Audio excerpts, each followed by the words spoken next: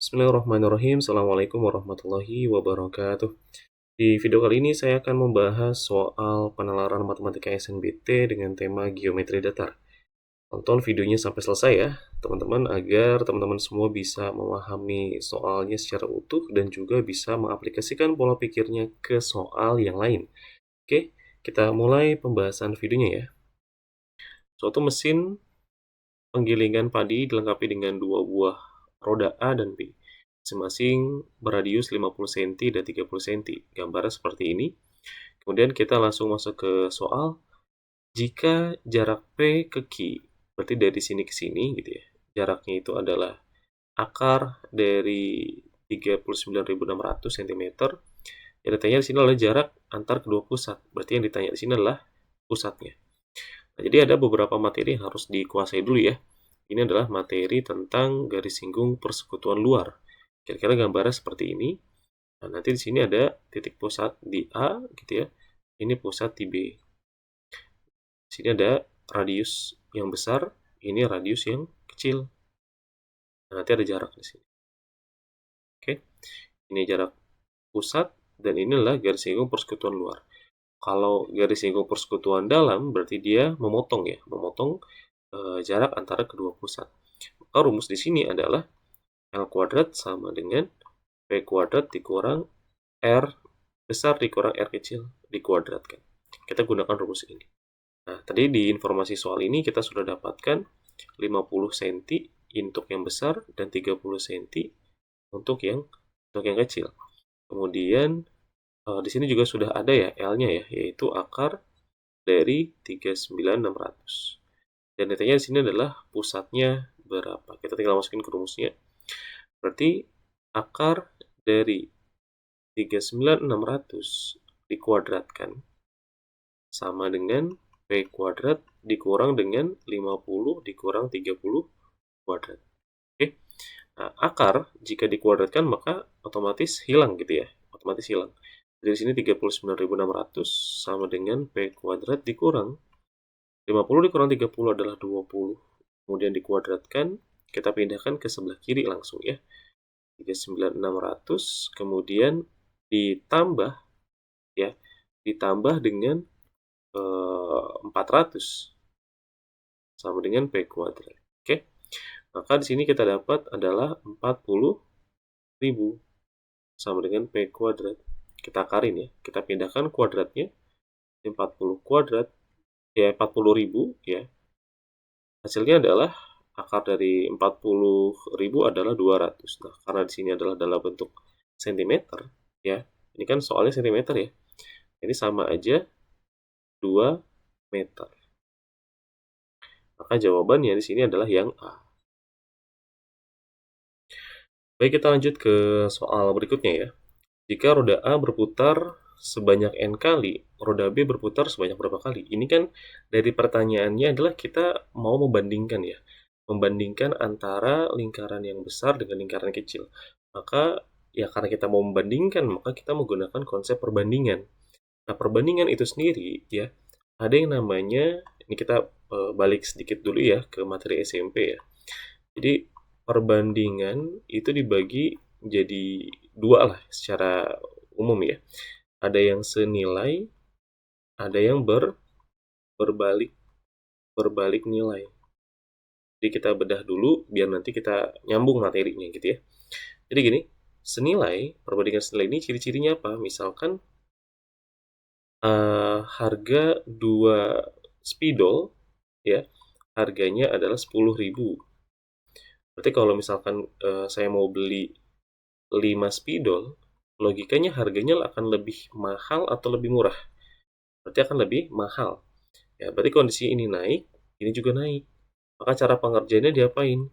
Namanya adalah kali silang. Ya, jadi teman-teman tinggal kali silang aja ya, nanti otomatis juga dapat hasilnya. Nah, kita nggak pakai perbandingan senilai, kita akan pakai menggunakan perbandingan berbalik nilai. Ya, kenapa? Nanti kita jelaskan ya.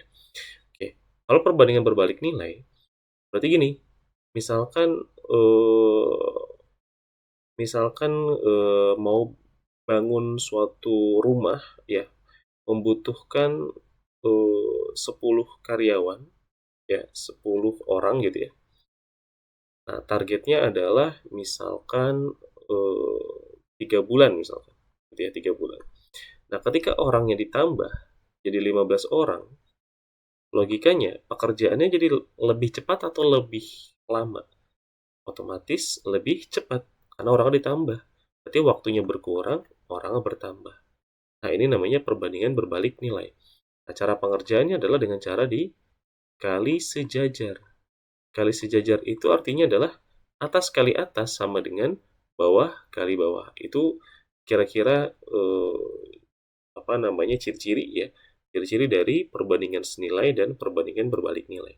Nah, sekarang kita lihat logikanya ketika lingkaran A ya berputar sebanyak n kali, ya otomatis si B-nya ini dia berputar lebih banyak atau lebih sedikit? Otomatis lebih lebih banyak ya, lebih banyak lebih misalkan kalau kita asumsikan di sini berputar 2 kali misalkan, otomatis ini lebih dari 2 kali. Gitu kan ya? Secara ukuran tapi dia lebih besar, ini lebih kecil. Nah, berarti otomatis kita menggunakan perbandingan berbalik nilai. Jadi gini, ya, rumus satu keliling lingkaran itu kan rumusnya pi kali d ya. Berarti untuk lingkaran yang A, kelilingnya adalah pi dikali d. Berarti diameternya di sini adalah 100. Kalau yang ini d-nya adalah 30 kali 2 ya, 60. Maka kita dapat 100 pi berputar sebanyak n kali.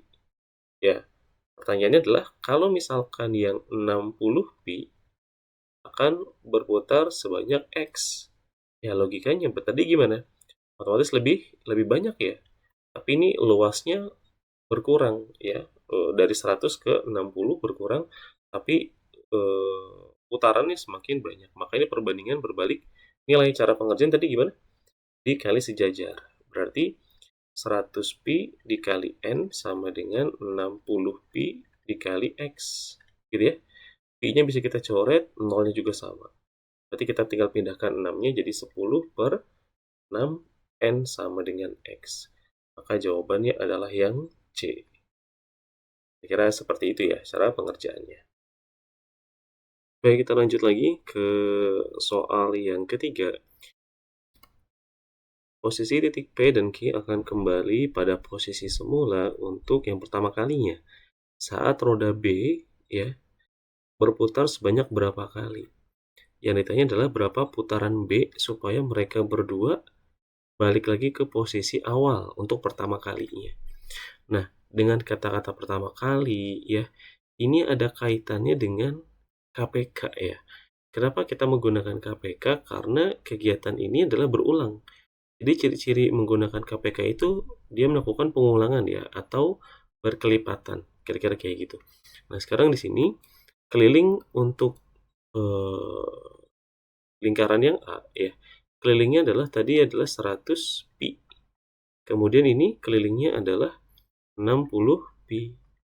Nah, kira-kira KPK ya. KPK dari 100 dan 60 adalah berapa? Nah, arti KPK di sini artinya adalah kita cari angka yang paling kecil yang bisa dibagi 100, bisa juga dibagi 60. Adalah berapa? 300. Nah, 300 ini adalah KPK-nya. Maka mereka akan kembali ke posisi semula adalah ketika di 300 pi. Gitu ya. Nah, pertanyaannya adalah B-nya berputar sebanyak berapa kali? Berarti kan tinggal kita bagi ya. 300 pi kita bagi dengan 60 pi. Nah, jawabannya adalah berapa kali? 5 kali. Jadi jawabannya adalah yang C. Baik, terima kasih sudah menonton video ini sampai akhir. Ya, sebelum kita akhiri videonya, jangan lupa untuk di-subscribe dulu channel ini, supaya channel ini bisa terus berkembang dan terus berbagi materi yang bermanfaat untuk para pejuang PTN. Like dan share video ini ke teman-teman kamu juga yang sedang berjuang untuk masuk ke PTN impiannya. Semoga ilmunya bermanfaat. Jangan lupa terus banyak berdoa dan sampai jumpa di video berikutnya.